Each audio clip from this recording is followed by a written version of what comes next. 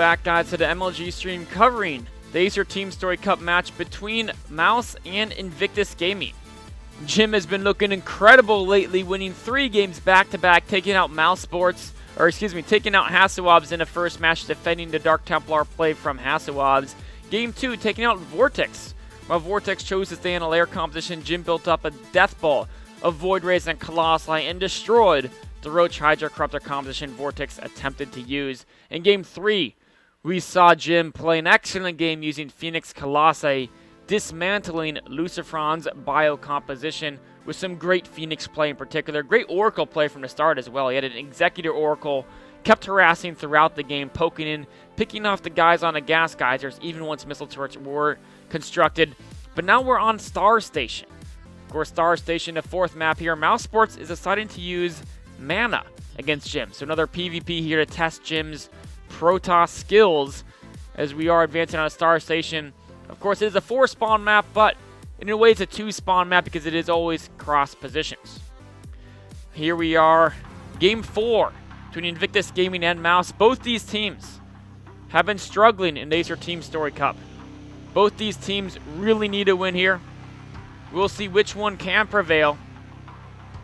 Over in the upper left-hand location, representing Mouse Sports, desperate to stop Jim's rampage. From Poland, I believe, we have the red Protoss Mana.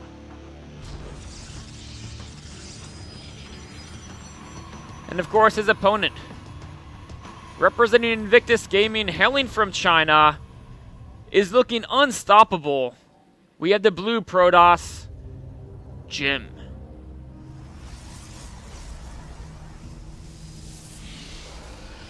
Of course, guys, you're watching a best-of-9 between Mouse Sports and Invictus Gaming for the Acer TeamStory Cup. We're in a group stages here, a round robin. 10 teams involved in a tournament. Each team plays every other team in the group stages. At the end, you look at the results. The top 4 teams go to the playoffs. The middle 3 go ahead and end up re-qualifying for next season automatically. Get that automatic invite. And of course, the bottom 3 are kind of eliminated and have to try to go through the qualifiers again. Of course, many teams will be going through those qualifiers. A very arduous process. Currently, both Mouse Sports and Invictus Gaming are in the bottom 3 rankings. Mouse Sports 1-3 so far. Invictus Gaming 1-4. Both teams need a win to crawl into the middle of the pack. Mouse Sports, in theory, still has hope to maybe reach the top 4 if they win every single match for the rest of the season. But right now, it's looking unlikely as Jim is just not even sweating. He's been looking fantastic. We see nothing too crazy from either player. In fact, this game so far looks like an exact copy of the match Jim had against Hasselwabs. Both players playing, nobody doing anything crazy, nothing cheesy. Nobody's cutting economy early for aggression. Jim doing the exact same opening. Mana so far doing the exact same opening Hasselwabs did, choosing to scout, whereas Jim is not. Many Protoss choose not to scout in PvP in favor of additional income, having that probe mining. A difference though, Mana is not going straight for Twilight Council, like Hasselwabs was. He's adding a second gateway. So in a way, mirroring Jim.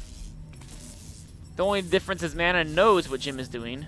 Jim has no scouting information, but he does have, of course, a very slight economic advantage. You can see there. It's right now it's in gas because he put his 3 on gas slightly faster than his opponent. In fact, Mana is still a 2 on gas. When will he add the 3rd guy in each of those gases? That's a very good question. We're going to have to wait and see. Now he chooses to do so. You can see Jim with a slight gas advantage due to that. Both players going up to 3 stalkers now. Both players looking very similar. Both players getting their 4th pylons as well. So nothing too fishy from either side. Oh, the first death may be here. Mana's trying to get that probe boy. He has built a pylon in the bottom left. It could be a trap though. Stalker coming in from the back. Is Jim chasing the probe too far? Mothership Core is going to come in to try to support. A Stalker is cutting it off. With good micro, Mana may be able to injure the Stalker. But if he... Wait, it could be Mana who's falling into the trap. Watch out, Mana. Now it's Jim who's in hot pursuit. Mana could lose his Stalker here. But now Mana brings in 2 additional Stalkers. Militia Core tanking damage is actually kind of what you want in this situation. Because the Stalkers can run down everything if the Militia Core takes the damage and the Stalkers stay alive. And now it's Jim in retreat. Had to use a Time Warp. No Time Warp left. And look at that. Mana going straight, forcing 1 Stalker out. Mana loses the Stalker. Jim loses the Militia Core. Stalker for Militia Core. If that's all, then I think they will favor Mana. Because Jim was unable to capitalize on that and push forward with a greater Stalker count because he had one of his Stalkers forced out of that engagement so early. Great micro from both sides. But I do think Mana will be the one a little bit happy with the way things went there. Jim with a sneaky probe. I don't know. I was too busy watching. Okay, he hasn't gone into main yet. It's just building proxy pylons. Mana going for a Nexus. I love that decision. Seen a mirror build, Nexus and a Robo. Very, very safe, super, super solid follow-up plan. Jim choosing something else. He's just going for 3 gates of pressure of Stalkers. A Robo as well. Now, Jim right now, army value-wise, is ahead. Right now, units, it's 9 Stalkers to 3. If he can kill that Nexus before Photon Overcharge gets up, Jim will have a nice advantage. He can even contain his opponent on top of the ramp. But as soon as Mana gets the Immortal out, he can push down and defend. But he needs that Immortal. Wait, is Jim... Oh. I thought Jim was going to try to go up the ramp. Force Fields would have torn him to pieces. Now he's going for the Nexus. The Immortal is almost out. Can Jim warp into Sentry to contain? Now the Immortal's out. Mana's not even going to go down. He's going to stay defensive. And here comes in the Sentry to contain, and now it's Jim with the advantage. How does Mana break this? Remember, Mana does have this sneaky probe in the bottom. He can warp in Zealots to counterattack. But charging down the ramp against the Sentry is going to be very difficult. We can see going for Twilight Council, knowing he may need Blink.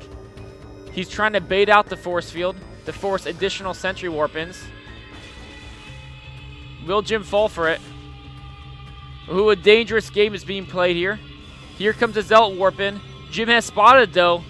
Kind of fortunate the probe spotted. He's going down! Jim was distracted with the Zealot warp-in. Perfect timing by Mana, trapping the Stalkers. And this could be disaster for Jim as there's 2 Immortals. You do not want to be stuck in a jail cell with Immortals if you're a Stalker, and that's what's happened to Jim's forces here. Trying to micro against the Minerals, but the Immortals are started stepping very well. Will 1 Stalker escape?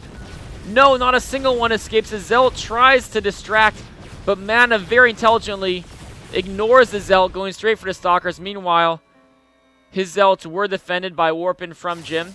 A Zealot-centric combination, but units lost is looking disastrous for Jim. Over 1,000 difference in that total.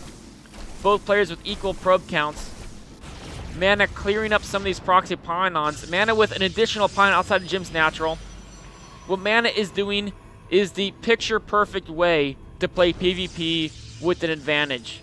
You take an expansion, and you deny your opponent an expansion. Knowing you have the stronger army, knowing they cannot defend their expansion. It's exactly what Mana is doing. He's prepared to deny Jim an expansion. Jim is in desperation mode. He cannot defend his low ground. Meanwhile, Mana's actually going to try. He's going to be sneaky.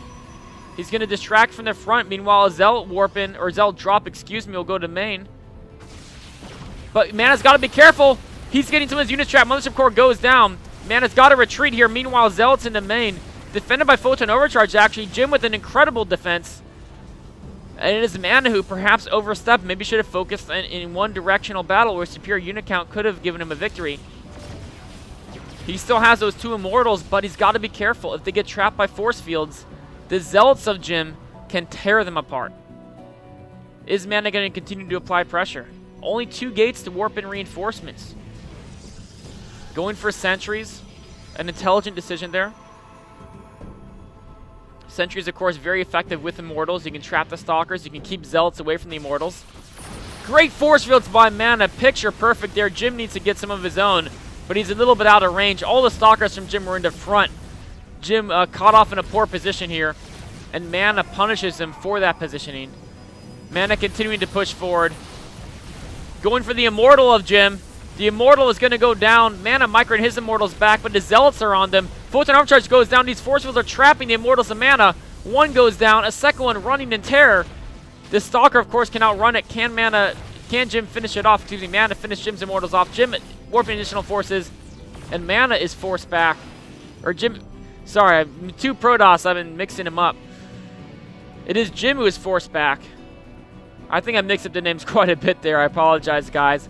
It is Mana, the red Protoss, with an advantage right now in this game. Jim desperately defending, both players with an expansion, but it is Mana with additional probes.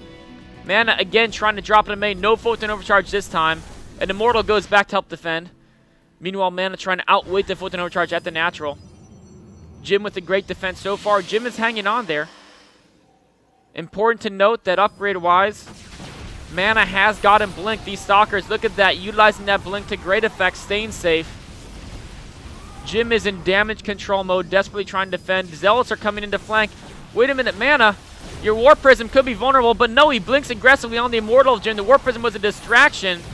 He's going to try to warp units in mid-battle. Photon Overcharge is not quite yet ready.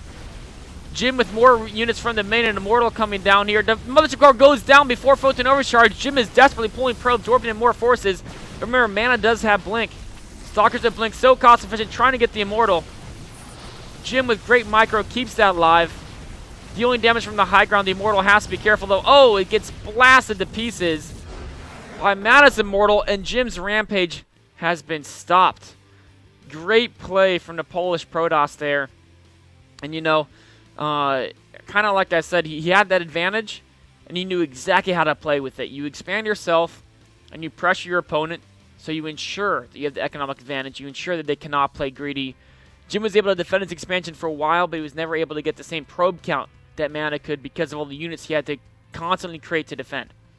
And that all happened with a great move where, at first it was a good move for Jim, where he noticed the two Zealots with his probe, that the Zealots warping into counterattack.